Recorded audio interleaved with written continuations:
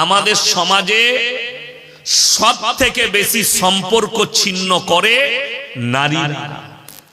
ঠিক বললাম না ভুল বললাম? ভাইয়ে ভাইয়ে সম্পর্ক ছিন্ন হয় কার জন্যে?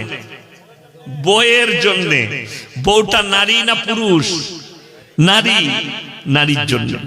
দু ভাই যখন বিয়ে হয় না, দেখবেন বড় ভাই ফোন করে ছোট ভাইকে ডাকে, কোথায় আছিস এত রাত্রে, আয় একসাথে ভাত খাবো। ডাকে না ডাকে? একসাথে এক প্লেটে ভাত খায়, এক জায়গায় বসে ভাত খায়। বিয়ের পরে আর মুখ দিকাদিকি থাকে না। ঠিক বললাম না ভুল বললাম? সম্পর্কটা নষ্ট কে করে? মায়ের। আর মায়েদের একটা বড় গুণ আছে, গুণটা বলিয়ে দিই। সেই মারাত্মক গুণটা কি জানেন? সারা দিন কোনো কথা বলবে না। সমস্ত মানে ওর কানে যে বিষটা ঢালা হয় পুরুষের, সেটা হচ্ছে রাতের বেলায় বিছানায়। হ্যাঁ, আপনি বাইরে ঘুরতে গেছেন, খানাকে একটু পা চালি করে এলেন, এসে বিছানায় যাবেন পিশাব করে, ঘরে রুমে ঢুকে দেখছে উল্টো দিকে মুখ করে শুয়ে আছে। ঘুরো গো, ঘুরো। তখন ঝামেলায় পড়ে গেছে। আদর করে ঘুরো শোনা বলে যখন ঘুরিয়েছে, তোমার ভাই আমাকে গাল দিয়েছে, তোমার মা আমাকে গাল দিয়েছে, তোমার বোন আমাকে এই বলেছে, দিয়ে কানে বিষটা ঢেলে দিলে। এখন ফজরের পরে ঘুমিয়ে উঠি, মা বলছে চা খারে, খাওয়া কি বলে মাল অ্যাকশন শুরু করে দিয়েছে। সকালবেলায় উঠে রাতের বেলা বিষ ঢেলে দিয়েছে। ঠিক বললাম না ভুল বললাম? ওইখান থেকে মায়ের দিকে অনুরোধ করে বলছি, ভাই বোনকে দুটো কথা বলেছে, মেয়েরা এতটা দুর্বল ইমানের দিক দিয়ে ভাইয়ের সাথে সম্পর্ক ছিন্ন করে দেয়। ঠিক কি না? আল্লাহ তাআলা ওই জন্য নারীর দিকে সাবধান করেছে, তোমরা আত্মীয়তা ছিন্ন করো না, সচেতন হও। ভাই যদি ভুল করে থাকে ভাইকে ক্ষমা করে দাও। বাপ যদি ক্ষমা করে থাকে বিটি, তুমি বাপকে ক্ষমা করে দাও। মা যদি ভুল করে থাকে মাকে ক্ষমা করে দাও। পুরুষরা শুনে যান, বাপ যদি তোমাকে এক কাটা জায়গা না দেয়, তুমি তোমার কাজ করে যাও, বাপের খিদমত করো, সে তার আল্লাহর কাছে জবাব দিবে, তুমি তোমার আল্লাহর কাছে জবাব দেবে। কথাটা বুঝে এসছে না? আসে না? আপনি যদি বলেন আমার বাপ আমাকে কিচ্ছু দেয় নাই, আমি বাপকে দেখব না, তাহলে তো তোমার আর তোমার বাপের মধ্যে পার্থক্য কি রইল? কথাটা বুঝতে পেরেছেন না পারেন? নবীজি সাল্লাল্লাহু আলাইহি সাল্লাম নিজের চাচাকে কলমা পড়াতে পেরেছেন? কথা বলে না? পারেননি। তাহলে জানতে হবে হিদায়াতের মালিক সকলে বলুন কে? আল্লাহ। বাপ পাপ করলে বেটা পাপ করতে হবে, এটা কোনো মানে ইসলামে নাই। বাপের হুকুম মানা চলবে বাপ মায়ের। যদি বাপ মা ইসলাম বিরোধী, আল্লাহ বিরোধী, রাসূল বিরোধী কোন পাপের কথা বলে, সেই কথা অমান্য করা হচ্ছে নেকির কাজ। আমাকে আমাদের বর্ধমান জেলার এক ছেলে ফোন করলো, হুজুর আমি আপনার বক্তব্য শুনি, আমার আব্বা বলছে বিশ্বকর্মা পুজোর দুদিন আগে বলছে আমাদের লোহা লাকড়ের দোকান আছে, বলছে দোকানটা ধো, পুজো করতে হবে। মানে তার বাপ বিশ্বাস করে। তো আমার আব্বাকে আমি বলেছি এটা শিরকের কাজ, এটা করা যাবে না, আমি করব না। তো সে বলেছে তো আমার দোকান থেকে বেরিয়ে যাও, অন্য দোকানে কাজ করবে। আমি কি করব? আমি বললাম তুমি বেরিয়ে গিয়ে অন্য দোকানে কাজ করো, তোমার বাপের এই হুকুম পালন করা জায়েজ না শরীয়তে। যদি বলেন কেন? ইব্রাহিম আলাইহিস সালাতু ওয়াস সালাম তিনার আব্বাজানকে দাওয়াত দিয়েছিলেন, তিনটে কাজ ছিল বাপের। কটা বললাম? তিনটে। নাম্বার 1 মূর্তি তৈরি করা, নাম্বার 2 মূর্তি বিক্রি করা, নাম্বার 3 মূর্তির উপাসনা করা। আমাদের দেশে অনেক মেলাতে দোকানদানি করে মুসলিম ছেলেরা, করে না? করে না? যারা পুতুল বিক্রি করো, পুতুল, ঘোড়া, প্লাস্টিকের ঘোড়া, কাপড়ের ঘোড়া, কাপড়ের মানুষ, কাপড়ের বাঁদর, এই বিক্রি করাটা হারাম, তার ইনকামটা হালাল হবে না। কথাটা বুঝে এলো? কি বললাম? যেহেতু মূর্তি, ইব্রাহিম নবী কি বলছেন শুনেলেন ওনার আব্বাজানকে, ইস ক্বালা লিআবিহি ইয়া আবাতি লিমা তা'বুদু মা লা ইয়াসমাউ ওয়া লা ইউবসিরু ওয়া লা ইউগনি আনকা শাইয়্যা। হে আমার আব্বাজান, আপনি কার উপাসনা করছেন যে হাত পা নাড়তে পারে না, কথা বলতে পারে না, নিজস্ব কোনো যোগ্যতা নেই, আপনি তার উপাসনা করছেন? রিওয়ায়েতে আছে একটা তৈরি করা ইব্রাহিম নবীর বাপের পুতুল ধরে ছুঁড়ে দিলেন, পাথরের পুতুল, টুকরো টুকরো হয়ে গেল। ইব্রাহিম নবী বললেন, কই আপনার যে রব, সে তো আমার কোনো উপকারে এলো না। কি হলো?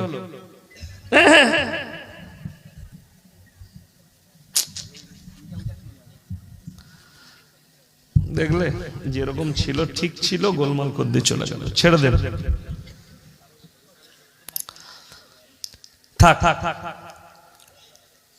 ইব্রাহিম নবীর বাপ अब्बा তিনি বললেন, हमारे माबूदों के बारे में अगर और कुछ कहा तो तुमको पत्थर से मर्डर कर दिया जाएगा, তোমাকে পাথর মেরে হত্যা করা হবে। ইব্রাহিম নবীর বাপ দাওয়াত কবুল করেনি। কার? বেটার বেটা পয়গম্বর, তার দাওয়াত কবুল করেনি। আমার মায়েরা বোনেরা অনুরোধ করে বলছি, ভাইদিকে বলছি, তুমি মায়ের সেবা করো, বাপ মায়ের সেবা করো। পৃথিবীতে আপনার ভারতবর্ষে আমরা যে দেশটায় বাস করছি 140 কোটি মানুষ আছে। কত বললাম? সরকারি সমীক্ষা এর থেকে বেশি হতে পারে, 140 কোটি কিংবা 142-43 কোটি মানুষ। এর মধ্যে 40 কোটি মুসলমান। জানেন এই কোরআনের বরকত কি, মাদ্রাসার বরকত কি, মসজিদের বরকত কি, আল্লাহর নবীর বরকত কি? এটার এতটা বরকত যে ভারতের মাটিতে মুসলমানদের একটাও বৃদ্ধ বৃদ্ধাশ্রম নেই। জোরে বলুন সুবহানাল্লাহ। যতগুলো আছে অমুসলিম ভাইদের আছে। তার কারণ হচ্ছে মাদ্রাসা, তার কারণ হচ্ছে দাড়ি টুপি, মাদ্রাসা, মসজিদ। কোরআন খুলে 1400 বছর আগে সূরা বনী ইসরাঈল 15 পারা আল্লাহ তাআলা বললেন, ইম্মা ইয়াবলুগান্না ইনদাকাল কিবার আহাদুহুমা আও কিলাহুমা ফালা তাকুল্লাহুমা উফফি ওয়ালা তানহারহুমা ওয়া কুল্লাহুমা কাওলান কারীমা। তোমাদের মা বাবা যখন বৃদ্ধকালে বৃদ্ধাক্যে পৌঁছাবে, তোমরা এমন করে খিদমত করো যেভাবে তোমাদের শিশুতে লালিত পালিত করেছে। তোমরা শব্দটুকু ব্যবহার করো না। এটা কোরআন শোনাচ্ছি আপনাদেরকে। শব্দ, বুড়ো বয়সে বাপ বুড়ো হয়ে গেছে তো বিছানায় যদি পিশাব করে দেয়, অনেক মানুষ বিরক্ত হয়, কি বলে, বুড়োটা জ্বলিয়ে দিলে, বুড়োটা লেগে জ্বলে গেলাম, বলে না? বলে না? বিছানায় পিশাব করছে, ওরে নেমো খারাপ, তোর আব্বা একবার বিছানায় পিশাব করেছে, তুমি বলছো বুড়োটার লেগে জ্বলে গেলাম। তোর কি জানা আছে তুই যখন 3 বছরের শিশু, তুই যখন 1 বছরের শিশু, তোর বাপের কোলে কবার প্রস্রাব করেছিস, পায়খানা করেছিস, তোর বাপ হিসেব রাখেনি? ঠিক কি না? কথা বলে। আর তুমি সেই বাপের হিসেব ধরছো, করছো। আল্লাহ কোরআনে তোমরা শব্দ ব্যবহার করলে তোমার আমল বরবাদ হয়ে যাবে। বাপের জন্য জান কুরবান করুন, মায়ের খিদমত করুন। কিন্তু মাথায় রাখবেন একটা মারাত্মক কথা, যারা মা বাবা এখানে বসে আছেন, যারা ভাবছেন সন্তানদের হক তারা বাপ মায়ের খিদমত করবে, আর আমাদের হক আমার যাকে ইচ্ছা তাকে সম্পত্তি দেব, সেই মা বাপ কিয়ামতের দিনে পাকড়াও হবে। কথাটা বুঝতে পেরেছেন না? পারেন?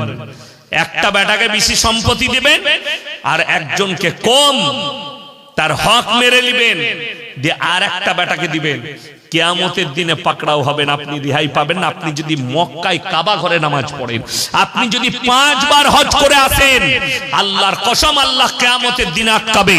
আল্লাহর কাছে সবথেকে মারাত্মক হিসেব কিয়ামতের দিনে যেটা হবে, বাবা মা সন্তান সবাই শুনে যান, আমরা কারুর সন্তান, কারুর বাবা, কারুর মা, কারুর স্বামী, কারুর স্ত্রী, সবাই শুনে যান, আল্লাহ কঠিন হিসেব নেবেন হকের, বান্দার হকে। আপনি আল্লাহর হক মেরেছেন, রোজা রাখেন, নামাজ পড়েননি, তার হিসেবটা কে নেবেন? আল্লাহ। কিন্তু আল্লাহ কিয়ামতের দিনে বলবেন, তুমি তোমার বাপ মায়ের হক আদায় করনি, আজকে তোমার বাম্মা রেডি আছে, তুমি হক আদায় করনি, তারা কি তোমাকে মাফ করেছে? কথাটা বুঝতে পেরেছেন? সেই বান্দা কি মাফ করেছে? ওই জন্য আমরা দেখুন সূক্ষ্ম জিনিসগুলো ধরি না, আর যেটার কারণে কিয়ামতের দিনে ফেরে পড়বো। সূক্ষ্ম জিনিস বলতে কি আপনাকে বলে দিই। আমাদের সমাজের কিছু লোক আছে, নামাজ পড়ে, রোজা রাখে, সব করে, কিন্তু বাজারে গেছে। আপনাদের এখানে বাজার কোথায় আছে? হ্যাঁ, ভবরহাট। সেখানে গেছে, আরো সবাই গেছে হাট করতে। তো এমন কিছু লোক আছে, হাটে গিয়ে বলবে, ভাই 200 টাকা দে, তো বাড়িতে গিয়ে দিচ্ছি। এরকম লোক আছে না? নয়, আপনি 200 টাকা দিয়ে দিলেন, বেচারা আনতে ভুলে গেছে মনে হয়, নাহলে টাকা কম পড়েছে, বাজার দিয়ে দিলেন, বলে জোহরের পরে নিয়ে নিবি, নামাজ পড়ে দিয়ে দেবো। মোটামুটি 15টা জোহর গেছে, 15 দিন চলে গেল, ই দেখলে দিছেই না। একদিন আসরে নামাজ পড়ে বললে, ভাই সেই 200 টাকা নিলি বাজারে, ও দিয়ে দেবো, কালকে নিলিস। এই যে কাল বললে, আবার 1 মাস হয়ে গেল কাল করতে করতে। সে যে সামনেওয়ালা টাকা দিয়েছে, সে চিন্তা করলো, আমি আর চাইবো না টাকাটা, 200 টাকা দিচ্ছেই না, আর চাইবো না। আপনি মনে করলেন সে যখন চাইনি, আমি বেঁচে গেলাম। আল্লাহর কসম, কিয়ামতের দিনে ফেরত দিতে হবে, এটা কোরআন।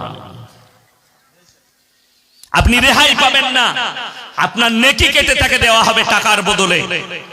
যেহেতু আপনি হক মেরেছেন, আপনাকে আমানত স্বরূপ দেওয়া হয়েছিল, আপনি হক মেরে নিয়েছেন। আমার মা বোন, আপনাদেরকে অনুরোধ করছি, আপনারা সচেতন হন। বেটা যদি একটা কথা বলে, তোমরা আত্মীয়তা ছিন্ন করো না। বেটার আগের মাথায় বাম্মাকে বলে দিবে, আবার ক্ষমা চাইবে, ঠিক কিনা? কথা বলে, মা আমি ভুল করে ফেলেছি, মায়ের উচিত ক্ষমা করে দাও। বোনকে দুটো কথা বলেছে ভাই, ভাই আবার গিয়ে বললে, বোন আমার ভুল হয়েছে, ক্ষমা করে দাও। আমি ইসলাম বুঝাচ্ছি আপনাদিকে, মজাক করিনি। কিয়ামতের দিনে শুনেলেন, মুমিনদের সব থেকে দামি গুণ, তারা ক্ষমা করে দিবে। আল্লাহর রাসূল সাল্লাল্লাহু আলাইহি সাল্লাম যদি ক্ষমা না করতেন, যেদিনে মক্কা বিজয় করেছিলেন, মক্কার বুকে রক্তর গঙ্গা বইত। সাহাবীরা তলোয়ার নিয়ে যেভাবে দাঁড়িয়ে গিয়েছিলেন। এরপরে বলি, নারীদিকে কতটা মর্যাদা দিয়েছে আপনাকে বুঝায়। যারা কমিটির লোক আছেন শুনবেন, এরপর যারা জলসা দিয়েছেন, আমার মতো বক্তাকে দাওয়াত দিয়েছেন, আপনারা জেনে শুনে দিয়েছেন। আমি কিন্তু কারো খাতির রেখে কথা বলতে পারি না, তারা ভালো করে শুনবেন। 1 টাকা দামি চকলেট পাওয়া যায়, পালস চকলেট, দেখেছেন? চকলেট পাওয়া যায় না, যায় না? আচ্ছা, চকলেটটা দোকানদাররা খুলে প্লেটে করে বিক্রি করে না প্যাকেটে থাকে? প্যাকেটে। আপনি জানেন একটা 5 টাকার চকলেট এয়ারপোর্টের ভেতরে ঢুকে গিয়ে সেই চকলেটের দাম কত হয়? 50 টাকা। 5 টাকার চকলেট। একটা কফি যদি আপনি রায়গঞ্জে কিনে খান রেস্টুরেন্টে, তার দাম 40 টাকা। ওই কফিটা যখন আপনি খেতে যাবেন এয়ারপোর্টের ভেতরে 160 টাকা দাম আছে। কেন? খালি জায়গা বদল হওয়ার কারণে রেট বেড়ে গেল। জায়গা বদল, জায়গাটা রায়গঞ্জ বাজার, জায়গাটা এয়ারপোর্ট, যেখানে স্ট্যান্ডার্ড লোকরা উঠা বসা করে। চকলেট 1 টাকা, তার মূল্য বুঝেছেন? যে চকলেটটা, যে মা বোনেরা বসে আছেন, আপনারা বসে আছেন, আমি ইয়াসিন যদি প্লেটে করে খুলে চকলেট বিক্রি করি, আপনি আমার চকলেট কিনবেন না। মৌলী সাহেব, আপনার চকলেটে ধুলো পড়েছে, মাছি বসেছে, আপনি এটাকে ঢেকে বিক্রি করলেন না। হাইরে মুসলমান, তুমি 1 টাকা চকলেটের মূল্য বুঝেছো, তোমার মায়ের মূল্য তুমি বুঝতে পারোনি, তোমার বোনের ইজ্জত তুমি বুঝতে পারোনি, তোমার বিটির ইজ্জত তুমি বুঝতে পারোনি, তোমার দাদির ইজ্জত তুমি বুঝতে পারোনি। আমার মতো মৌলবীকে দাওয়াত দিলে মহিলাদিকে এইভাবে বসাবেন না, উচিত তাদেরকে পুরো ঢেকে দেওয়া। নারী পুরুষ এইভাবে, এটাকে পর্দা বলে না, এটা বেপর্দা। যে বক্তা বলবে পর্দা নসিব মায়েরা বোনেরা, সেই বক্তা পাপী হবে। বলতে হবে বেপর্দা মারা বোনেরা। যেহেতু আপনি বেপর্দায় বসিয়েছে, পর্দা করে নয়। আমার মতো বক্তাকে দাওয়াত দিলে এই রকমই ভাষণ শুনতে হবে। যদি বলেন এক্ষুনি নেমে যান, আমি কসম খেয়ে বলছি টাকাটা পেড করব, গাড়ি চেপে পালিয়ে যাব, বক্তব্য দেবো না। যদি এক্ষুনি কমিটির লোক বলে এই বক্তব্য দিবেন না, আমার ইজ্জতে লাগছে, আমার গায়ে লাগছে। আল্লাহর কসম, আমি তোমাকে তোমার মুখ দেখে বায়ান করতে আসিনি, আমি দিনের দাওয়াত দিতে এসেছি। আর যদি মনে হয় এই জলসার টাকায় ইয়াসিন সাহেবের সংসার চলে, তো তুমি মিথ্যাবাদী। তুমি আমার বাড়িতে গেলে বুঝতে পারবে আমার ব্যবসা আছে। শুধু জলসা করি না, আমি ব্যবসা করি, আমার ব্যবসাও আছে। মাদ্রাসায় থাকি আমি, তারপরেও জলসা করছি। এই জলসার টাকা কি করি আমার কাছে গেলে বুঝতে পারবে ইনশাআল্লাহ। দোয়া রাখবেন। মেয়েদের একটা বড় ক্যাম্পাস তৈরি করছি, এখন 1 টাকা কারো কাছে হাত পাতি না। এই জলসার টাকায় জায়গা কিনা মেয়েদের ক্যাম্পাস, আপনাদের খিদমতে এই টাকাটা লেগে যাচ্ছে। আপনি কি মনে করেছেন যে এই টাকাগুলো নিয়ে গিয়ে খাচ্ছি? আমার বাড়িতে এলে বুঝতে পারবেন, আমার সাথে 10 দিন ঘুরলে বুঝতে পারবেন ইয়াসিন সাহেব কি করে। আমি এই স্টেজ থেকে নেমে সারা রাত, আমি যতক্ষণ না বাড়ি পৌঁছাবো আমার ফোন চলবে। কিসের? ব্যবসার ফোন। কোথায় বালি খালি হবে, কোথায় পাথর খালি হবে, কোথায় মাল পড়বে, সব জায়গায় ফোনে ব্যবসা করি। কেন? ওই জন্য আপনার উপর ভরসা করি। প্রত্যেকটা ইমামের, প্রত্যেকটা মৌলবীর উচিত ব্যবসা করা। আর ব্যবসা যদি ইমামরা করে, মৌলবীরা যদি ব্যবসা করে, এই মসজিদ কমিটিগুলো টাইট হবে। যখনই বলবে আপনি এই বক্তব্য দিবেন না, সঙ্গে সঙ্গে জবাব দিয়ে চলে যাও, তোর মসজিদ তো বুঝে নে। আমি দাঁড়িয়ে হক কথা বলবো, এটা আল্লাহর নবীর মেম্বার। যেখানে বসেছো, আপনারা যেখানে আমাকে বস করিয়েছেন, এইখানটায় মিথ্যা বলার জায়গা নয়, এইখানটায় কোরআন হাদিস বাদ দিয়ে কথা বলার জায়গা নয়। আমি যদি আপনাকে হকটা না বলতে পারি, আমার মতো 100টা মৌলবী কিয়ামতের দিনে ধরা পড়বে। যারা ধোঁকা দিয়েছে, গল্প গুজব করেছে, মাজাক করেছে, শুধু আমি নয়, কোরআনে আছে। আল্লাহ তাআলা আপনাদেরকে জিজ্ঞাসাবাদ করবে, প্রত্যেকটা নারী পুরুষকে। ফালানাস আলান্নাল্লাযীনা উরসিলা ইলাইহিম ওয়ালানাস আলান্নাল মুরসালিন। হে আমার নবী, আমি পৃথিবীর নবী পয়গম্বরকেও দাঁড় করাবো, রাসূলকেও দাঁড় করাবো। তাদের উম্মতিকে জিজ্ঞেস করা হবে, তোমাদের কাছে কি নবীরা দাওয়াত পৌঁছায়নি? তোমার কাছে কি কালমার দাওয়াত চাইনি? তোমার কাছে কি হারাম হালালের দাওয়াত চাইনি? আপনি বলতে বাধ্য হবেন, এসেছিল, আমি কবুল করতে পারিনি।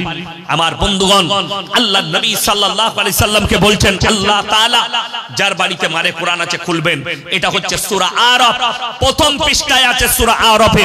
বাড়িতে গিয়ে খুলে দেখবেন, আপনার চোখ দিয়ে পানি পড়বে। এবং নবীকে জিজ্ঞেস করা হবে, তোমরা কিভাবে দাওয়াত দিয়েছিলে? তারা উত্তর দিবে, পয়গম্বররা, আল্লাহ তুমি তো সবই জানো। আল্লাহ তাআলা আপনার নয়, পৃথিবীর সব কিছুর খবর আমার আল্লাহ রাখেন। রাখেন না? রাখেন না? কোরআন খুলেন, সূরা আল ইমরান প্রথম পৃষ্ঠা। ইন্নাল্লাহা লা ইয়াখফা আলাইহি শাইউন ফিল আরদি ওয়ালা ফিস সামা। হে আমার নবী, পৃথিবীর মানুষকে বলো, আসমান আর জমিনের মধ্যে যা কিছু আছে, কোন জিনিসটাই আমার আল্লাহর কাছে গোপন নেই। জোরে বলুন সুবহানাল্লাহ। আমার আল্লাহর কাছে কিচ্ছু গোপন নেই। আসমান আর জমিনে যা কিছু আছে, সব খবর আমি আল্লাহ রাখি। আপনি কি করছেন, কি খাচ্ছেন, কোথায় যাচ্ছেন, কি ইনকাম করছেন, আমার মায়েরা তুমি গোপনে প্রকাশ্যে কি করছো, আমার আল্লাহ সব খবর রেখেছে। এটা কোরআন, সূরা আরাফ। এরপরও আপনি কি করে বাঁচবেন? শুনেলেন, মেয়েদের জন্য, নারীদের জন্য এই সূরায় মারাত্মক আল্লাহ তাআলা বলেছেন, ওয়াদরিব খুমুরিহিন্না আলা জুনুবিহিন। হে নারী, তুমি পর্দা নির্ধারিত করো, তোমরা কোনোদিন ধর্ষিতা হবে না, তোমরা কোনোদিন লাঞ্ছিত হবে না, তোমরা কোনোদিন ব্যভিচারিত হবে না, তোমরা শরীরকে ঢেকে নাও। আপনারা জানেন নবীর বিবি ব্যবসা করেছেন না করেন? কে? আল্লাহ রাসূল সাল্লাল্লাহু আলাইহি সাল্লামের প্রথম বিবি হযরতে খাদিজাতুল কুবরা রাদিয়াল্লাহু তাআলা আনহা। সেই যুগের আরব দুনিয়া, শুধু মক্কা মদিনার নয়, গোটা আরব দুনিয়া 10টা বড় ব্যবসায়ীর মধ্যে আল্লাহর নবীর প্রথম বিবি হযরতে খাদিজাতুল কুবরা রাদিয়াল্লাহু তাআলা আনহা একজন ছিলেন। এত বড় ব্যবসায়ী, নবীজিকে বিবাহ করার পরেও তিনি ব্যবসা করেছেন। জোরে বলুন সুবহানাল্লাহ। কিন্তু কবে থেকে বন্ধ করলেন? যেদিন থেকে পর্দা ফরজ হলো। রওয়ায়েতে আছে, যেদিনে পর্দা ফরজ হয়েছে, হযরতে খাদিজাতুল কুবরা রাদিয়াল্লাহু তাআলা আনহা নবীজিকে বললেন, হে আল্লাহর নবী, হে আল্লাহর হাবিব, এরপরে আমার আর পায়ের নখটাও বের করা যাবে না হুজরাখানা থেকে, বাড়ি থেকে। তাই অর্থাৎ আমার যে ব্যবসা আছে, আমার যে সম্পদ আছে, আমি আপনাকে উর্সে দিলাম, আপনি দুহাত খুলে ইসলামের জন্য খরচ করুন, আর যেখানে পারবেন আপনি নিজের জন্য খরচ করুন। জোরে বলুন সুবহানাল্লাহ। রিওয়ায়েতে আছে সেই দিন থেকে আল্লাহ নবী এবং সাহাবীর বিবিরা পায়ের নখটা পর্যন্ত হুজরাখানা থেকে বের করে। জানেন দুজন নবীর বিবি জাহান্নামে যাবে। কজন বললাম? দুজন। নাম্বার 1 হযরতে নূহ নবী, নাম্বার 2 লূত নবী। এই দুজনের বিবি জাহান্নামে যাবে। মায়েরা শুনবেন ভালো করে, এটা মায়েদের জন্য দুটো নবীর বিবি জাহান্নামে যাবে আল্লাহ কোরআনে এলান করেছেন, লাকির টেনে দিয়েছেন। এটা আর পৃথিবীর কোন নবীরা ফেরাতে পারবে না। আল্লাহ তাআলা কোরআনে বলেছেন, যারাবাল্লাহু মাসালাল লিল্লাযীনা কাফারু ইমরাআতা নূহ ওয়া ইমরাআতা লূত কানাতা তাহতা আবদাইন মিন ইবাদিনা সালিহাইন ফাকানাতাহুমা ফালাম ইউগনি আনহুমা মিনাল্লাহি শাইয়্যা ওয়া কিলা ইদখুলান নার মা'আদ দাখিলিন। আমার দুজন উলুল আযম নবী, হাবিব পয়গম্বর নূহ নবী আর লূত নবী, এই দুজনের বিবিকে জাহান্নামে দেব, তারা আটকাতে পারবে না নবী হওয়ার পরে। লাকির টেনে দিয়েছি। অপরাধ কি? নূহ নবীর বিবির মারাত্মক 3টে অপরাধ। কটা বললাম? 3টে। নাম্বার 1 আল্লাহকে অবিশ্বাস করা, নাম্বার 2 নবীকে অবিশ্বাস করা, আল্লাহর পয়গম্বরকে, নাম্বার 3 হচ্ছে মারাত্মক অপরাধ, সেটা হচ্ছে স্বামীর অবাধ্যতা করা। কার অবাধ্যতা বললাম? স্বামীর। মায়েরা ভালো করে শুনবেন, এই 3 নম্বরটার জন্য উম্মতে মুহাম্মাদিরা ফেসে যাবে। ক নম্বরটা বললাম? 3 নম্বর। আমাদের মায়েরা আল্লাহকে বিশ্বাস করে, তার রাসূলকেও বিশ্বাস করে, নামাজও পড়ে, কিন্তু 3 নম্বর অপরাধটা বেশিরভাগ মা লিপ্ত আছে, স্বামীর অবাধ্যতা করা। শুনেলেন? মায়েদিকে বলছে, আমাদের মায়েদের একটা খারাপ গুণ, সেটা কি? প্রত্যেকদিন দুপুরে ভাত খাওয়া হয়ে গেল, পাড়ার 10টা মেয়ে কোন জায়গায় বসে গিয়ে এরপর গোটা দেশের খবর বলতে লাগলো। কিছু মেয়ে আছে স্বামী বাড়িতে ঘুমাক কিংবা কাজে গেছে, ও ভাত খেয়ে গোটা পাড়া ঘুরে বেড়ায়। ঠিক বললাম না ভুল বললাম? আর আমি বলে যাচ্ছি, আল্লাহর কসম খেয়ে রাসূল সাল্লাল্লাহু আলাইহি সাল্লাম বলেছেন, স্বামীর হুকুম ছাড়া তুমি পায়ের নখটা পর্যন্ত বাড়ি থেকে বের করতে পাবে না। তুমি যদি গ্রামে কারুর যদি বাপের বাড়ি হয়, তোমার মা যদি অসুস্থ হয়, স্বামী যদি কলকাতায় কাজ করে, দিল্লিতে কাজ করে, দুবাইয়ে কাজ করে, কাতারে কাজ করে, কুয়েতে থাকে, কেরালায় থাকে, তোমাকে আগে ফোন করে হুকুম নিতে হবে, আমার মায়ের শরীরটা খারাপ, আমি কি একবার দেখতে যাব? স্বামী যদি বলে পর্দার সহিত যাও, তুমি যাও, তবে দেখতে যাবে। আল্লাহ নবী সাল্লাল্লাহু আলাইহি সাল্লামের একজন সাহাবী, খুব ভালো করে শুনবেন, রিওয়ায়েতে আছে তিনি ইসলাম প্রচারের জন্য চলে গেছেন। কি প্রচারে বললাম? ইসলামের প্রচারে। তিনার স্ত্রী বাড়িতে আছেন, একটু দূরেই পাশেই বাপের বাড়ি। তো তিনার মা, খবর এলো তোমার মা অসুস্থ। নবীজি সাল্লাল্লাহু আলাইহি সাল্লামের কাছে হুকুম পাঠালেন, অর্ডার, ইয়া রাসূলুল্লাহ, আমার মা অসুস্থ, আমার স্বামী ইসলামের প্রচারে গেছে, আমি কি আমার মাকে দেখতে যেতে পারি? নবীজি অর্ডার দিলেন, তোমার স্বামীর হুকুম ছাড়া তুমি বাড়ি থেকে বের হতে পারবে না। তিনি আর নিজের মাকে দেখতে গেলেন না। এরপরে খবর এলো কিছুদিন পরে তোমার মা মরণাপন্ন অবস্থায় আছে, অনেক অসুস্থ। নবীজির কাছে খবর পাঠালেন, ইয়া রাসূলুল্লাহ, আমার মা মারা যেতে পারে, আমি কি একবার দেখতে যেতে পারি আমার মায়ের মুখটা?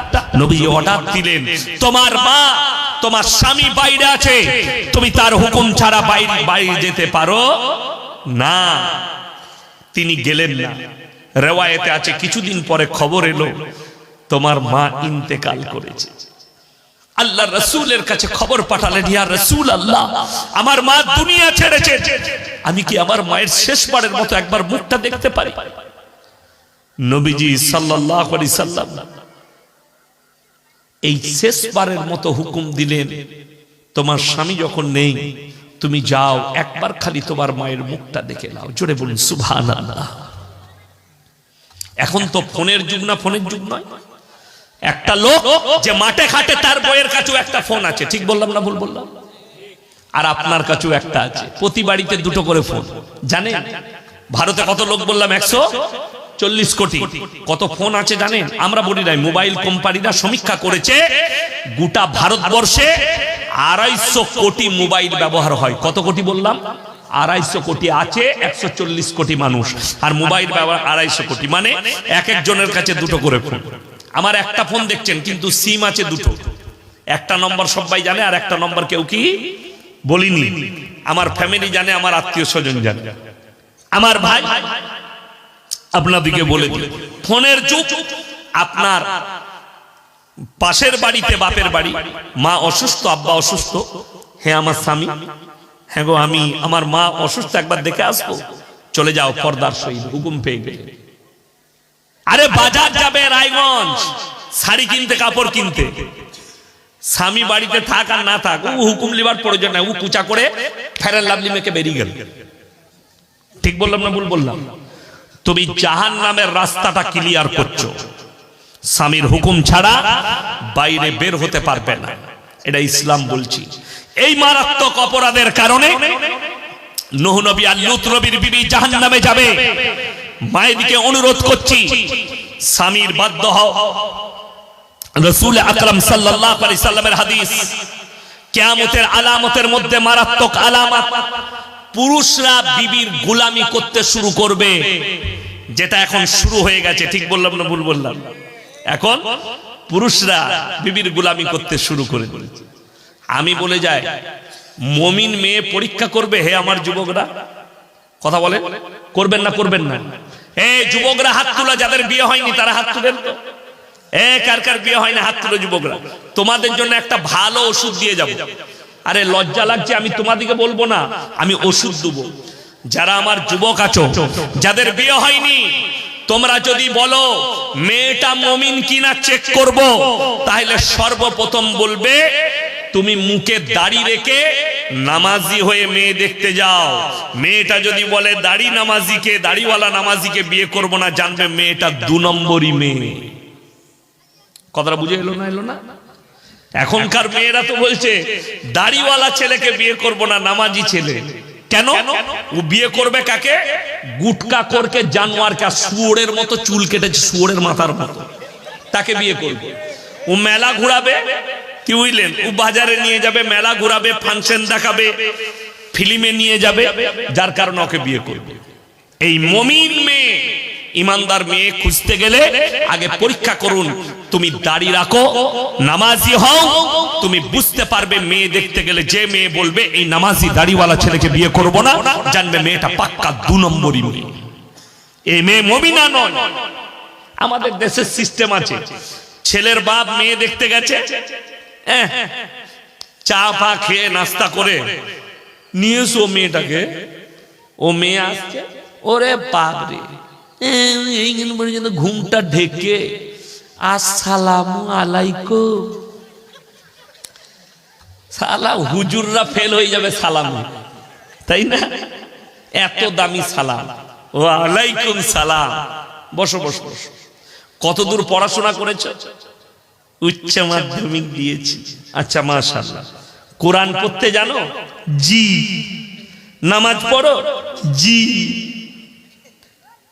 ঠিক বললাম না ভুল বললাম? এগুলো প্রশ্ন করে না করে না? কিন্তু দুঃখটা কোথায় জানেন আমাদের মৌলবীদের? শ্বশুর জিজ্ঞেস করছে, শাশুড়ি জিজ্ঞেস করছে মা নামাজ পড়ো কিনা?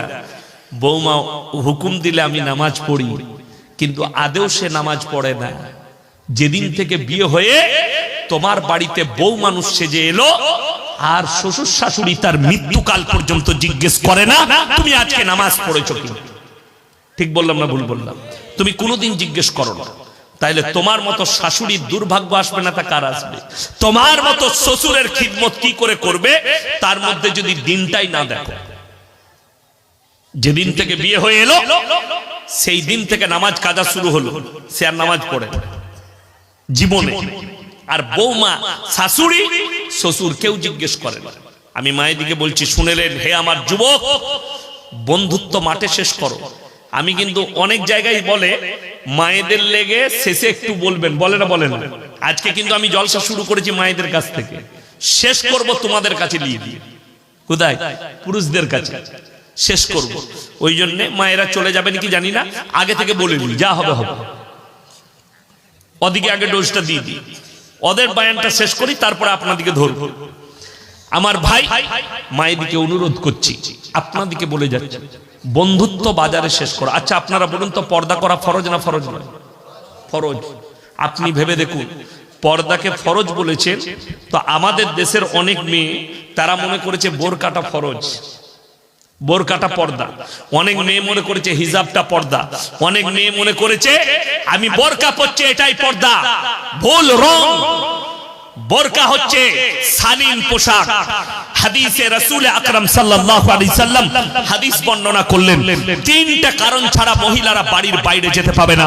মায়েরা শুনবেন, নাম্বার 1, তোমার শরীর যদি অসুস্থ হয় তখন তুমি ওই বোরকার দ্বারা শরীর থেকে তুমি বাইরে যাবে। বেঈমান কাফেররা আপনার থেকেও বেশি সচেতন। বেঈমান কাফেররা আপনার উপরে আপনার ঈমানকে ধ্বংস করার জন্য ঠান্ডা মাথায় কাজ করেছে। এখন এমন এমন বোরকা তৈরি করেছে যার নাম হচ্ছে স্কিন টাচ। ঠিক বললাম না? ডিজাইনে ভর্তি, শরীর টাইট হয়ে টাইট ফিটিং বোরকা। এই বোরকাটা যদি কোনো মুফতি, কোনো মৌলবি পর্দা বলতে পারে, আমি ইয়াসিন জীবনে আর বক্তব্য দেব না। এই বোরকাটা হারাম বোরকা, শরীয়ত সম্মত নয়। মহিলারা এই প্রথম নম্বর যেটা বললাম, অসুস্থ হলে বাইরে যাবে, কেমন বোরকা পরে, কিভাবে যাবে? এমন একটা কাপড় দিয়ে, এমন একটা বোরকা দিয়ে শরীর থাকবে যেটার বাইরে থেকে যেন বোঝা না যায় এটার ভেতরে যে মহিলা যাচ্ছে তার শরীরের অঙ্গের গঠন কেমন। এটা হচ্ছে শরীয়ত সম্মত। নাম্বার 2, যদি হজ ফরজ হয় তখন তুমি এইভাবে বোরকা পরে ঢেকে দিয়ে হজে যাবে।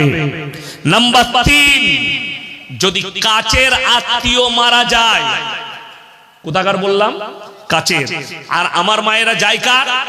সে যেই হোক উঠি কুটুম বার করবে, খুঁচিয়ে বার করবে। ঠিক বললাম? খুঁচিয়ে বার করবে। বেটা বলছে কোথায় যাবি গো? বলে যাই না, ইটা হারে কে মারা গেছে, তোর কে আমাদের কে হয়? বলছে তোর বাপের ফুপুর বুনাইয়ের শালার অমুকের তমুক করে ঠিক একটা কুটুম বার করবে। আমরা হিসেব জানি না। আমি এখনো পড়ার জীবনে তো কুটুম বাড়ি যেতাম না কোনোদিন। আমার মামার বাড়ি কবার গেছে হাতে করে গুনা হিসেব আছে, কি বুঝলেন? হাতে করে গুনা। তো কোনো যদি নতুন আত্মীয়র বাড়িতে আমি আপদ বিপদে যাই, তা আমি মাকে, আমার স্ত্রীকে জিজ্ঞেস করি, হ্যাঁ গো কে হয় আমাদের, সম্পর্কটা জিজ্ঞেস করি। কিন্তু মায়েরা এত সম্পর্ক জানে, যদি নাও থাকে ও ঠিক বার করবে। কেন? ওটা তো দুঃখের সঙ্গে যাওয়া নয়, ও আত্মীয় বার করছে আলু গোশ খাবার লেগে। আমি বললি খারাপ বলবি, মেয়েরা গাল দেয় আমাকে, কিন্তু বাস্তব কথা বলে যাচ্ছি। কি যাওয়া হচ্ছে ওটাই না। রিওয়ায়েতে আছে হাদিসে, তোমার নিকটতম আত্মীয় মারলে তবে তুমি যেতে পাবে। মহিলারা কোন আত্মীয় বললাম? নিকট। তোমার চাচা মারা গেছে, পর্দার সহিত যাও। তোমার ফুফা মারা গেছে, পর্দার সহিত যাও। তোমার বাপ মারা গেছে, পর্দার সহিত যাও। তোমার দাদু মারা গেছে, তোমার দাদি মারা গেছে, নানা মারা গেছে, নানি মারা গেছে। দূরবর্তী আত্মীয় নয়। আপনাদের কি মনে হয় আমরা তাহলে কারুর মরা হাজাতে থাকি না? মৌলবীরা আমার ফ্যামিলি থাকে না? আমাদের ফ্যামিলিতে অর্ডার দিয়ে আছে, যদি কেউ রাত্রিতে আপনার সন্ধ্যেবেলায় মারা যায়, রাত্রিতে দেখা করতে যাবে, রাতের বেলায় দেখা করে আসবে। যদি কাছের আত্মীয় হয়, কাছের আত্মীয়। আমার এক আত্মীয় মারা গেছিল, তো রাতের বেলায় আমার মা গেছে দেখা করতে। তো আমার স্ত্রী, আমি তখন দিনাজপুরেই ছিলাম, আমাকে ফোন করে বলল যে অমুক জন যাচ্ছে, আমার মা তার মামি হয়, আমি কি যাব? আমি বললাম না, আমার অর্ডার নাই যাবার, সে যাই না। আমি মানা করেছি, তাও বোরকা পড়ে যাবে। আমার বাজারের নাম হচ্ছে বর্ধমান টাউন, আমার বাড়ির কাছে। আমার থানার নাম হচ্ছে গলসি, বাজারও হচ্ছে গলসি। একটা লোক যদি দোকানি বলতে পারে ইয়াসিন সাহেবের স্ত্রী বোরকা পরে এসে একটা রুমাল কিনেছে, আমি এখানে কসম খেয়ে বলে যাচ্ছি, আমি জীবনে আর দিনাজপুরে বক্তব্য দেবো না। চ্যালেঞ্জ। যদি বলেন তাহলে আপনার বাড়িতে প্রয়োজন কি করে মিটে? আমার সঙ্গে মুফতি সাহেব এলো, ইনার এই এখানেই বাড়ি, আমাদের বর্ধমানে পড়াশোনা করেছে, ওনাকে জিজ্ঞেস করুন। আমি আস্তে আস্তে রায়গঞ্জে ঝাঁটা কিনলাম, ঝাঁটা বাড়ির জন্য প্রয়োজন, রাস্তায় কিনে নি, বাজার করে নি, যেখানে প্রয়োজন পড়ে। রমজানের আগের দিন পর্যন্ত জলসা আছে, আমি ঠিক 2 দিন আগে মালদায় না হলে যেখানে জলসা আছে সেই বাজারে বাড়ির বাজার করে নেবো রমজান মাসে। কেন? পয়লা রমজান থেকে মাদ্রাসার কালেকশন শুরু করি। প্রয়োজন মিটাবো বললে মিটানো যাবে। তুমি যদি বলো বউকে বাজারে ঠেলে দেবো, তোমাকে কে করে? তুমি পাপা, তুমি ইচ্ছা করে ঠেলছো। আমার মা বোন এই 3টে কারণ ছাড়া একটাও কারণ নেই। বড় দুঃখ লাগে। আজকাল আপনাকে বলে দিই, আজকের জলসার কমিটি এদের জন্য আমি জান ভরে দোয়া করব একটাই কারণে, এখানে মেলা বসতে দেয়নি বলে। এটা আমার জান ভরে দোয়া। দিনাজপুরে, উত্তর দক্ষিণ দিনাজপুরে প্রথম দেখলাম। আচ্ছা বলুন, এখানে এতগুলো মানুষ বসেছে না বসে নাই জলসায়? আচ্ছা বলুন, কোনো ক্ষতি হয়েছে? যেখানে মেলা বসাবে আর সেই মেলায় টাকা তোলা হয়, যেখানে ছেলে মেয়ে এক কাছে হবে, জিনার মতো কাজ হবে, আর সেই টাকার দ্বারা এরা মসজিদ আর মাদ্রাসায় টাকা লাগাচ্ছে। দিনাজপুর মালদার কথা বলছি, অথচ এগুলো জিনা করার সমান পাপ। হাতের জিনা হচ্ছে, মুখের জিনা হচ্ছে, শারীরিক জিনা হচ্ছে, নফসের জিনা হচ্ছে, পায়ের জিনা, কত রকমের জিনা হচ্ছে ওই মেলা বসানো।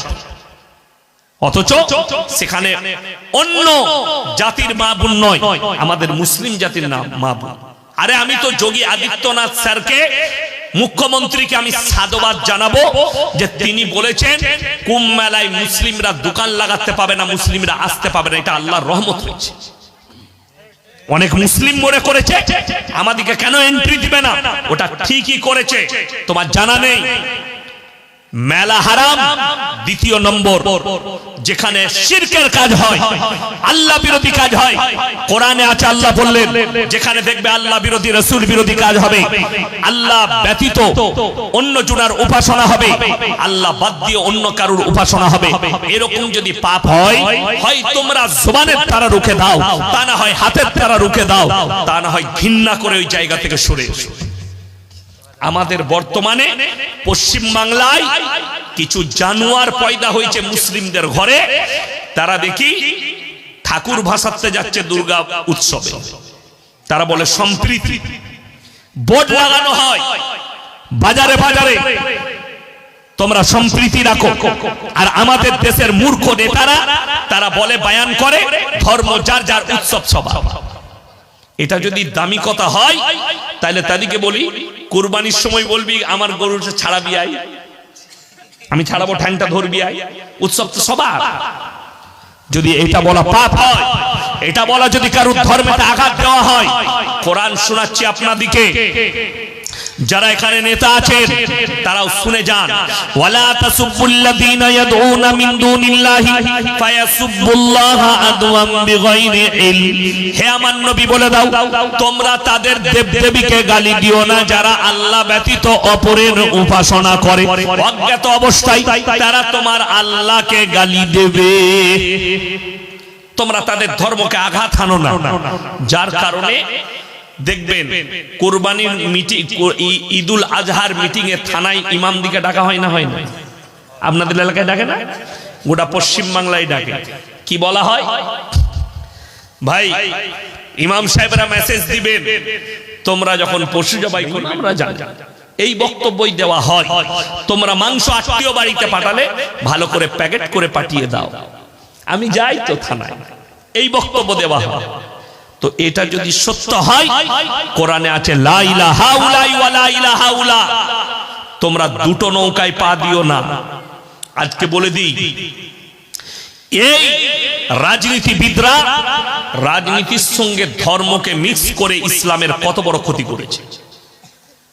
যদি বলেন কেন, আজকে অনেকজন বলে জলসার স্টেজে আপনারা রাজনীতির কথা বলছেন কেন? ওরে হারামখোর, তুমি কি বলতে পেরেছ কোন নেতাকে যে আপনি রাজনীতি করবেন, রাজনীতির কথা বলবেন, ধর্মকে কেন মিক্স করছো?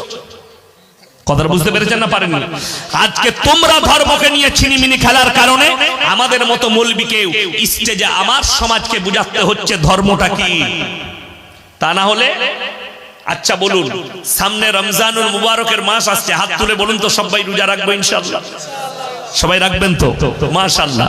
মায়ের দিকে অনুরোধ করব, রোজা কেউ ছাড়বেন না। আচ্ছা, কেউ যদি ইচ্ছাকৃতভাবে একটা রোজা ছাড়ে, সারা জিন্দগি রোজা রাখলে একটা রোজার মাসুল দিতে পারবে? পারবে না। এরপর বলি, রোজা রাখলে কোরআনে আছে সূরা বাকারা, ইয়া আইয়ুহাল্লাযীনা আমানু কুতিবা আলাইকুমুস সিয়াম কামা কুতিবা আলাল্লাযীনা মিন ক্বাবলিকুম লাআল্লাকুম তাত্তাকুন।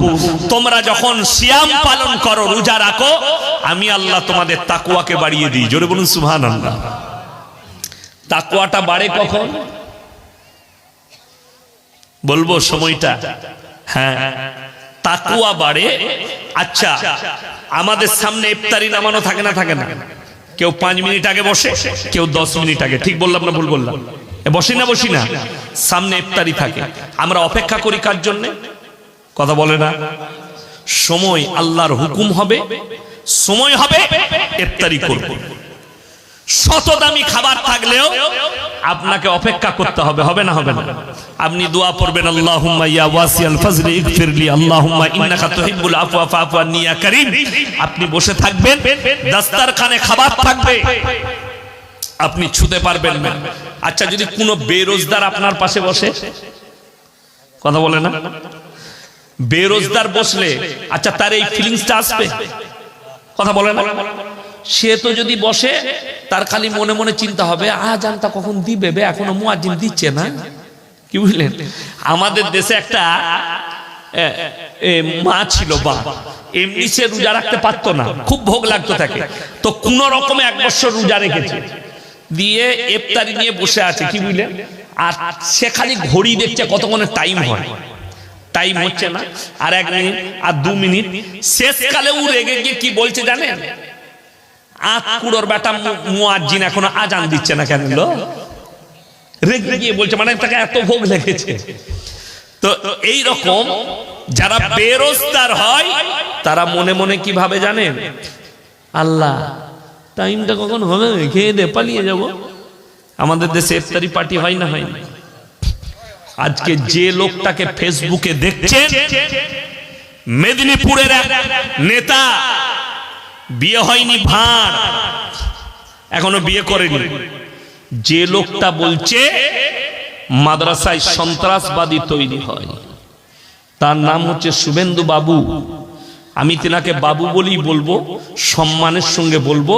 আপনি বলার আগে লজ্জা শরম করবেন। আপনি একদিন ইফতারি পার্টিতে বসেছিলেন, মাথায় টুপি লাগিয়ে হাত তুলে দোয়াও করেছে। সেই দিনে ইসলাম ভালো ছিল, সেই দিনে ইফতারি ভালো ছিল। আমি আপনাদের কাছে গাঁজা করি বকিনি। কোরআন খুলুন, সূরা বাকারা 3য় পৃষ্ঠা। وَإِذَا لَقُوا الَّذِينَ آمَنُوا قَالُوا آمَنَّا وَإِذَا خَلَوْا إِلَى شَيَاطِينِهِمْ قَالُوا إِنَّا مَعَكُمْ إِنَّمَا نَحْنُ مُسْتَهْزِئُونَ। হে আমার নবী, পৃথিবীর মানুষকে বলে দাও, হে আমার নবী শুনে নাও, যারা তোমার পাশে বসে, তোমার দস্তরখানে বসে, আপনার ইফতারিতে বসে, তখন তারা বলে আমরা আল্লাহকে ভালোবাসি, দ্বীনকে ভালোবাসি, কিন্তু যখন তারা পেছনে যায়, তারা বলে আমরা তো শুধু মজাক করতে গিয়েছিলাম। পরের আয়াতে আল্লাহ তাআলা নবীজিকে উত্তর দিচ্ছেন, আল্লাহু ইস্তাহজিউ বিহিম ওয়া ইয়ামুদ্দুহুম ফি তুগয়ানিহিম ইয়ামাহুন। হে আমার নবী, তারা আমার সঙ্গে মজাক করেনি, আমি তাদের সঙ্গে মজাক করেছি, আমি তাদেরকে ঈমান দান করিনি। সকলে জোরে বলুন সুবহানাল্লাহ। আপনি আল্লাহ তাআলা নবীজিকে বুঝালেন, পৃথিবীর মানুষকে বুঝালেন, আপনি বুঝতে পারেন না। বুঝার কারণ আজকে এইটাই। তার মানে কি ইফতারি পার্টি করা যাবে না? করুন। ইফতারি কিন্তু মাথায় রাখবেন, রোজদারের জন্য, বেরোজদারের জন্য নয়। কার জন্য বললাম? রোজদারের জন্য, বেরোজদারের জন্য নয়। শাহরি রোজদারের জন্য, বেরোজদারের জন্য নয়। কষ্টটা ওই জায়গায়, আপনি দিনকে নিয়ে ছিনিমিনি খেলছেন, বড় কষ্ট লাগে। তা না হলে হারাম করে এত বড় কথা বলতে পারতো না যে মাদ্রাসায় সন্ত্রাসী তৈরি হয়। হারাম করে একদিন এসে বসে মুর্শিদাবাদের এক নেতা এই ধরনেরই মন্তব্য করেছে। এক যুগে আমি সেই জলসায় উপস্থিত ছিলাম মুর্শিদাবাদে। আজ থেকে 5 বছর আগে ওই হারামখোর নেতা আজকে যে বলছে মাদ্রাসায় সন্ত্রাসী তৈরি হয় মুর্শিদাবাদে, এই নেতা একদিন আমি ছিলাম একটা মাদ্রাসার জলসায় বেলডাঙ্গায় 10 লক্ষ টাকার চেক দিল। বল কেন? সে বললে মাদ্রাসায় মানুষ তৈরি হয়, মানুষ তৈরির কারখানা, এই ইসলাম খুব সুন্দর শিক্ষা দেয়। ওরে হারামখোর, তুমি তাইলে সন্ত্রাসবাদী কারখানা তৈরি করার পয়সা দিয়েছিলে। আমি তো মনে মনে করেছি ওই মাদ্রাসায় যাব, আর যে বছরও 10 লাখ টাকা চেক দিয়েছিল সেই চেকের ছবিটা নিয়ে ফেসবুকে পোস্ট করব, সন্ত্রাসবাদ আসল হচ্ছে ওই নেতাই যে তৈরি করার জন্য পয়সা দিচ্ছে। কথাটা বুঝতে পারেননি? এটাই হচ্ছে কষ্টের, দুঃখের। আপনি বুঝতে পারেননি ইসলামকে নিয়ে চিনিমিনি খেলাচ্ছে। আমার মায়েরা, আমার ভাইয়েরা, অনুরোধ করে বলছি, রোজাটা ধর্মের সঙ্গে অন্য কিছুকে ম্যাচ করবেন না। ইসলাম কেউকে আঘাত দিয়ে কথা বলে না। ইসলাম এত সুন্দর আল্লাহ তাআলা বার্তা দিয়েছেন। কোরআনে বহু জায়গায় আল্লাহ হুকুম করেছেন যেখানে কোনো ধর্মের কমিউনিটির কথা বলেনি, শুধুমাত্র আল্লাহ মানুষের কথা বলেছেন। জোরে বলুন সুবহানাল্লাহ। কোরআনে আছে কোন মানুষকে যদি অন্যায় ভাবে হত্যা করে, এখানে ধর্মের কথা বলেনি আল্লাহ, সে গোটা মানব জাতিকে হত্যা করলো। কোন মানুষের যদি হেল্প করে, সেখানে জাতির কথা বলা হয়নি। সে দলিত হোক, সে আদিবাসী হোক, সে খ্রিস্টান হোক, সে দাস হোক, সে হিন্দু হোক, যে কমিউনিটি হোক, আপনি যদি একটা মানুষের উপকার করে, সে গোটা মানব জাতির উপকার করলো। এই কথাটা আমল করতে গিয়ে আমরা মৌলবীরা কতজন আর হেল্প করি। আমি গুজরাট থেকে জলসা করে ফিরছি, শতাব্দী এক্সপ্রেসে মুম্বাই আসবো, মুম্বাই থেকে আমি ফ্লাইটে আসবো। তো আমি নওসারি বলে একটা স্টেশন আছে গুজরাট, সুরাটের পরে, সেখানে গাড়ি যখন দাঁড়ালো, একটা 40 বছরের হিন্দু মা অনেকগুলো লাগেজ নিয়ে চাপল। তো পাশে 10-12টা যুবক বসে আছে, হিন্দু ভাইদের। তো মেয়েটা অনেকবার বললো, তারা হেডফোনে কথা বলছে, নিজেদের মধ্যে মস্তি করছে, ভাইয়া মেরা লাগেজ উঠা দো। তো দেখলাম আমার সামনের সিটটা ওই ভদ্র মহিলা। তো আমি বললাম, বাহিন জি मैं उठा दूं? বলে দিজিয়ে না ভাইয়া। আমি লাগেজগুলো তুলে দিলাম। সে চেয়ারে বসে কি বললো জানেন? ভগবান আপকা মঙ্গল করে। সে ভগবানকে ডেকেছে, আমি তার উপকার করার জন্য, এর বদলা আল্লাহ আমাকে দিবে, এটা আমার নিয়ত। সে তার ভগবানকে বলেছে, কিন্তু আমি জানি, আমার বিশ্বাস, আমার আস্থা আল্লাহর প্রতি, এক সৃষ্টিকর্তা আল্লাহ, এর বদলা আমি উপকার করেছি, তার বদলা আমাকে আল্লাহ দিবেন। কথাটা বুঝতে পারেননি? আপনি দেখুন না রাস্তাঘাটে কে পড়ে আছে, উপকার কর, বিশ্বাস করবে না। আজ থেকে 15 বছর আগেকার কথা বলছি। সেই ড্রাইভার আমার গ্রামে আছে, তার গাড়ি ভাড়া করে নিয়ে যাচ্ছে, আমার গাড়ি কোনো কাজে ছিল জলসা করতে। সেই জলসা আমি ধরতে পারিনি। কেন? মানুষের উপকার করতে গিয়ে। আমি যখন রাস্তায় যাচ্ছি, পানাগড় থেকে বেরিয়েছে 6 মাইল জঙ্গল আছে, ওই 6 মাইল জঙ্গলে একটা মানুষ অ্যাক্সিডেন্ট হয়েছে মোটরসাইকেল, মা আর বেটা, হিন্দুদের। তাদেরকে কোনো গাড়িওয়ালা তুলেনি, পুলিশ নেই, ছেলেটা মারা যাবে, পাটা কেটে গেছে। আমার গাড়িতে আমি চাপালাম, নিয়ে গিয়ে সিয়ান বলে বোলপুর একটা হসপিটাল আছে, হসপিটালে নামালাম। তার মাটা মারা গেছে, ছেলেটা বেঁচে আছে। জানেন তাদের বাড়ির লোক কত দোয়া দিল। আমি চিন্তা করেছি আর বদলা আল্লাহ আমাকে দিবে। আমি জলসায় পৌঁছাতে পারলাম না, তারা আমাকে গালিগালাজ করলো। আমি বললাম, ভাই, একটা মানুষের উপকার করতে গিয়ে আমার এই বিপদ হলো, আপনারা কিছু মনে করবেন না। তো তারা আমাকে গালি দিয়েছিল, আমি তাদেরকে ক্ষমা করে দিয়েছি। অবশ্যই গালি দিবে, আমি তাদের প্রোগ্রামে পৌঁছাতে পারি। তো এইটা ইসলাম শিক্ষা দেয়। তোমার বাড়ির পাশে কে বসবাস করছে দেখো না, সে দলিত হোক, আদিবাসী হোক, সে যদি ক্ষুধার্ত হয় খাবার দাও, বস্ত্রহীন হলে বস্ত্র দাও, বিপদে পড়লে পাশে দাঁড়াও। আজকে দুঃখ লাগে, বেদনা লাগে, মুসলমান আপনি নিজের ধর্মটা বুঝতে পারেন, এরপরে আমি বলবো, সবাই হাত তুলে বলুন আমরা সবাই মুমিন হব, জোরে বলুন ইনশাআল্লাহ। ইমানদার হব তো, জোরে বলুন ইনশাআল্লাহ। কোরআনে সূরা বাকারার প্রথমেই আছে 5টা কথার উপরে বিশ্বাস আর আমল করতে হবে, তারা কি হবে? মুমিন, তারাই হিদায়াতের উপরে আছে। আমার আল্লাহ রাব্বুল আলামিন কোরআনে বললেন আলিফ লাম মিম যালিকাল কিতাবু লা রাইবা ফীহি হুদাল লিল মুত্তাকিন আল্লাযীনা ইউমিনুনা বিল গায়বি ওয়া ইউকিমুনাস সালাহ ওয়া মিম্মা রাযাকনাহুম ইউনফিকুন ওয়াল্লাযীনা ইউমিনুনা বিমা উনজিলা ইলাইকা ওয়া মা উনজিলা মিন ক্বাবলিক ওয়া বিল আখিরাতি হুম ইউকিনুন। আলিফ লাম মিম, আলিফ লাম মিম র, তাসিন তাসিন মিম ইয়াসিন কাফ হা ইয়া আইন সাদ, যতগুলো এরকম হরফ আছে এগুলোর নাম হচ্ছে হরফে মুকাত্তাত। এর মানেটা আল্লাহ ছাড়া পৃথিবীর কেউ জানে না। আমি আল্লাহ রাব্বুল আলামিন কিয়ামতের দিনে আমি আমার বান্দাদের সামনে বর্ণনা করব। তারপরের আয়াতে বললেন যালিকাল কিতাবু লা রাইবা ফি, আমার এই কোরআনে বিন্দুমাত্র সন্দেহের কোনো অবকাশ নেই। আপনারা কি মনে করছেন কোরআনটা মুসলমানরা পড়ে না অমুসলিম ভাইরাও পড়ে? অমুসলিম ভাইরাও পড়ে। কে কে পড়েছে? হরেন নরেন গগেন লয়। কবিগুরু রবীন্দ্রনাথ ঠাকুর কোরআন পড়েছেন, ঈশ্বরচন্দ্র বিদ্যাসাগর কোরআন পড়েছেন, বঙ্কিমচন্দ্র কোরআন পড়েছেন, শরৎচন্দ্র কোরআন পড়েছে, স্বামী বিবেকানন্দ কোরআন পড়েছে।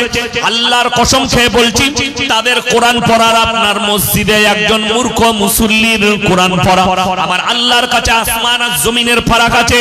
তারা যখন কোরআন পড়েছে জানার জন্য, মানার জন্য নয়।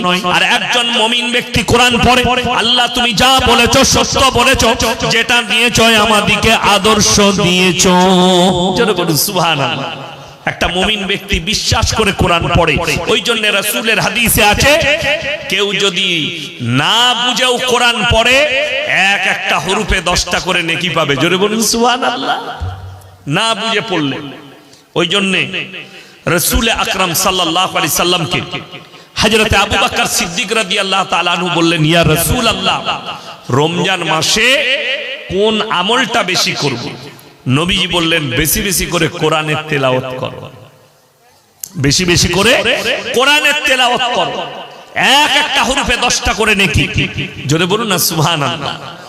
আপনি ভেবে দেখেন, আপনি যদি একটা সূরা ফাতিহাটা 3 বার পড়েন কতগুলো ডেকে আসবে, খালি গুনে নেবেন। রমজান মাসে বেশি করে পড়বেন তো? সকলে জোরে বলুন ইনশাআল্লাহ। মায়ের দিকে বলছি বেশি করে কোরআন পড়ুন। যালিকাল কিতাবু লা রাইবা ফি, আমার এই কোরআনে বিন্দুমাত্র সন্দেহ নেই। আল্লাহ তাআলা পরের আয়াতে কি বললেন? হুদাল লিল মুত্তাকিন, যারা মুত্তাকি হবে, ঈমানদার হবে, তাদের জন্য আমার কোরআনে উপদেশে ভরা আছে। যারা ঈমানদার মুত্তাকি হবে তাদের জন্য আমার কোরআনে উপদেশ আছে। উপদেশ কি? নাম্বার 1, মুমিনদের জন্য আল্লাহ 5টা শর্ত রাখলেন। নাম্বার 1 হচ্ছে আল্লাযীনা ইউমিনুনা বিল গায়ব, না দেখে আল্লাহকে বিশ্বাসের নাম হচ্ছে ঈমান, জোরে বলুন সুবহানাল্লাহ। আচ্ছা, কেউ আল্লাহকে দেখেছেন? হাত তুলে বলুন, কেউ দেখেছেন? দেখেন। তারপরও আমাদের বিশ্বাস, সবাই বিশ্বাস রাখি তো? জোরে বলুন ইনশাআল্লাহ। আচ্ছা, আপনাদের আল্লাহকে দেখার ইচ্ছা নাই? আছে না নাই? আছে। আচ্ছা বলুন তো, জান্নাতে কে কে নামাজ পড়বেন? হাত তুলেন তাড়াতাড়ি। জান্নাতে কে কে নামাজ পড়বেন? হাত তুলেন। আল্লাহ দুনিয়াতে পড়ে না, জান্নাতে পড়ার মারামারি। জান্নাতে মসজিদই নাই, নামাজ পড়বেন কোথায়? কথাটা বুঝে এলো না? এলো না? অনেকজন মনে করে জান্নাতে নামাজ পড়বো। আরে জান্নাত নামাজ পড়ার জায়গা নয়, জান্নাত হচ্ছে ভোগ করার জায়গা। কি করার জায়গা বললাম? উপভোগ করার জায়গা জান্নাত। জান্নাতে ইবাদত থাকবে না। জান্নাতে এই দুনিয়ায় আল্লাহ তাআলা যতদিন দিয়েছে, তুমি এখানে নেক আমল করার বদৌলতে আল্লাহ ওখানে উপভোগ করার জায়গা দিবেন, খালি উপভোগ করবেন। জোরে বলুন সুবহানাল্লাহ। জান্নাতি দিকে দেখুন, কোন ছেলে যদি তার বাপ বলে, তোর লেগে একটা মেয়ে দেখে এসেছি, মেয়ে, তুই যাবি আজকে মঙ্গলবার, পরের মঙ্গলবারে যাবি। সেই ছেলেটার মনে মনে হয় না, হয় না? সে খালি দিন গুনবে কবে মঙ্গলবার আসবে, ভেতরে লাড্ডু ফুটবে, আমি আমার বিবিকে দেখব। আমি যখন উত্তরপ্রদেশ লখনৌ পড়াশোনা করি, কিরাত পড়ি ইরফানিয়ায়, তো আমার বাড়ি থেকে আমার মা ফোন করলো, তোমার ফুপুর মেয়ের জন্য বিয়ে ঠিক করেছে। আমি বললাম কোরবানিতে বকরা ঈদে বাড়ি যাব, বলে এসো দেখতে যাব। টাকা পাঠালো আব্বাজি, আমি টিকিট কেটেছি। প্রত্যেক দিন একবার বার করে দেখতাম আজকে কত তারিখ। কেন? ভেতরে লাড্ডু ফুটছে, আমার যিনি বিবি হবে, আমার যে অর্ধাঙ্গিনী হবে, তাকে আমি আমার চোখে কবে দেখব। একটা বিবিকে, নিজের অর্ধাঙ্গিনীকে দেখার জন্য যদি ভেতরে এত উতাল পাতাল হয়, হে আমার মুমিন বান্দা, আমার ভাইয়েরা, আমার মায়েরা, বোনেরা, তুমি মনে মনে সিজদায় পড়ে কাঁদবে। আল্লাহ কিয়ামতের দিনে জান্নাতে দিকে আল্লাহ সবথেকে দামি উপহার দিবেন, আল্লাহর দিদার। জোরে বলুন সুবহানাল্লাহ। তোমার সঙ্গে আল্লাহ দিদার হবে জান্নাতে, এটা হবে দামি উপহার জান্নাতীদের। তো তুমি ভেবে চিন্তে সেইভাবে ইবাদত করো যে আল্লাহ জানো জান্নাতে আমি আমার আল্লাহকে দেখতে পাই। আমার বন্ধুগণ, আল্লাহ তাআলা বললেন না দেখে আল্লাহকে বিশ্বাসের নাম হচ্ছে ঈমান। আমাদের দেশে অনেক লোক উপাসনা করে দেখে, ঠিক ঠিক দেখে। যেমন বলে দিই, আমি মুসলিমদের কথা বলছি, কোরআনের রেফারেন্স দেব। এখন বর্তমানে আল্লাহর কাছে যতগুলো পাপ আছে সবথেকে নিকৃষ্ট পাপ হচ্ছে শিরকের পাপ। কিসের পাপ বললাম? শিরকের পাপ। দেখুন, সমস্ত কিছু শক্তির মালিককে। আচ্ছা বলুন, আমরা আমাদের ইচ্ছায় বেঁচে আছি না আল্লাহ? আল্লাহর ইচ্ছায়। তাহলে একটা মানুষ যদি নিজের ইচ্ছায় না চলতে পারে, সে কারো উপকার করতে পারে? কথা বলে না? উপকার করতে পারে না। আমাকে যদি বলেন মৌলী সাহেব আমার লেগে দোয়া করবেন, আমি আল্লাহর কাছে দোয়া করতে পারি না? পারি না। আমি খালি ফরিয়াদ করব, আল্লাহ অমুক বান্দার তুমি দোয়াকে কবুল করে নাও। আল্লাহ অসুস্থ আছে, তাকে শিফা দান করো। আমি এটা আল্লাহর কাছে ফরিয়াদ করতে পারি, অনুরোধ করতে পারি, আল্লাহ তুমি আমার দোয়াকে কবুল করে নাও, এটা বলতে পারি। কিন্তু এটা নয় আপনি আমাকে বললেন আপনার উপকারে আসবে। অমুসলিম ভাইরা তারা মাটির মূর্তি তৈরি করে, করে না? করে না? তার উপাসনা করে। এটাকে ইসলামের পরিভাষায় শিরক বলা হয়েছে। শিরক, এটা নিকৃষ্ট পাপ। একটা অমুসলিম ভাই যদি মাটির মূর্তি তৈরি করে সিজদা করলে, উপাসনা করলে যদি শিরক হয়, আমি আপনাকে বর্তমানে আপনাদের এই দিনাজপুরে, মুর্শিদাবাদে, মালদায়, বর্ধমানে, বীরভূমে, বাঁকুড়ায়, পুরুলিয়ায়, 24 পরগনায়, কলকাতায়, মেদিনীপুরে আমি দেখিয়ে দেব মুসলিমরা গাছের গোড়াতে মাটির ঘোড়া রেখে চাদর টেঙে সিজদা করছে, আগরবাতি মোমবাতি দিয়ে। আচ্ছা বলুন তো, আপনি মাটির একটা ঘোড়া রেখে সিজদা করবেন, এইটা যদি ঠিক হয়, তাহলে যে লোকটা মাটির মূর্তিতে সিজদা করছে তারটা কি করে ভুল হবে? আচ্ছা, গাছটার সৃষ্টিকর্তাকে, ঝড় দিলে গাছটা ভেঙে পড়বে না? পড়বে না। একটা গাছ ভেঙে পড়ে যেতে পারে। তাহলে কোরআন খুলুন, যে হুজুর কোরআনের দলিল দেন। 17 পারা, কত পারা বললাম? 17 পারা, একবারই শেষ পৃষ্ঠা, শেষ রুকু। ইয়া আইয়ুহান নাসু যুরিবা মাসালুন ফাসতামিউ লাহু ইন্নাল্লাযীনা তাদউনা মিন দুনিল্লাহি লা ইয়াখলুকু দুবাবান ওয়ালা বিজতামাউ লাহু ওয়া ইয়াসলুবুহুমুদ দুবাবু শাইয়ান লা ইয়াস্তানকিদুহু মিন। হে আমার নবী, পৃথিবীর মানুষকে বলো, তোমরা যাদের কাছে ভালো মন্দ চাও তাদেরকে একবার জিজ্ঞেস করো, তারা একটা মাছি পর্যন্ত সৃষ্টি করতে পারে না। মাছি সৃষ্টি অনেক দূরের কথা, মাছি যদি তাদের কাছ থেকে কোনো জিনিস ছিনিয়ে নিয়ে যায়, সেটা উদ্ধার করার মতো ক্ষমতা নেই। তারা হচ্ছে শক্তিহীন, আর আমি আল্লাহ হচ্ছি শক্তিশালী। ভালো মন্দ, কল্যাণ অকল্যাণ, দুঃখ কষ্ট সবের মালিককে আল্লাহ। এক্ষুনি যদি ইনি আমাকে বলেন, ভাই ইয়াসিন সাহেব 50 টাকা দেন, আমি পকেট থেকে বার করে দিতে পারবো না? পারবো না? পারবো। আচ্ছা, আমি যদি মরে যাই আর ও যদি আমার কাছে চাই, পারবো? কথাটা বুঝতে পারেন? আমাদের দেশের লোক বেঁচে ছিল ফকির সাহেব, ভিক্ষা করে খেত। কি করে খেত? ভিক্ষা করে। ফকির লোকের কাছে চেয়ে খেত। মারা গেছে, সে বলছে লোকের উপকার করছে। বেঁচে থাকতে নিজে ভিক্ষা করে খেত, আর মরে গেছে বলছে ফকির বাবার মাজা, যা চাইবে তাই পাবে। আবে ও ভিক্ষা করে খেত, ও আবার কি করে লোকের উপকার করবে? এইটা মুসলমানরা বুঝে না। হাজি আলী, মুম্বাইয়ের হাজি আলী। আচ্ছা, আমার আব্বাজিকে আপনারা চিনেন? অনেকে চিনেন। আমার আব্বাজানের নাম হচ্ছে মোল্লা শওকত আলী মাজাহিরি। এখনো ফেসবুকে, ইউটিউবে সার্চ করবেন, দূরে আর যেতে পারেন। আপনাদের দিনাজপুরে আগে অনেক জলসা করেছে, তখন এসব মোবাইল ছিল না। এখন বর্তমানে ৭৮ থেকে ৮০ বছর বয়স।